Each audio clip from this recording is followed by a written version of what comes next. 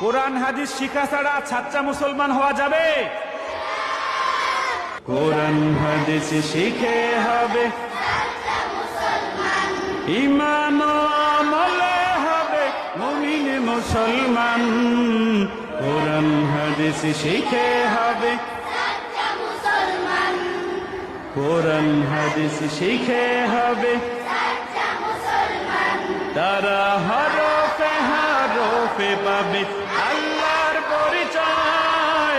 অন্তরেতে থাকবে সদা জাহান্নামের ভয়। হরফে হরফে পাবে অন্তরেতে থাকবে সদা জাহান্নামের ভয়। দিন কায়েমে করবে দিনী সমাজ বিনির্মাণ। কোরআন হাদিস শিখে হবে সাচ্চা মুসলমান।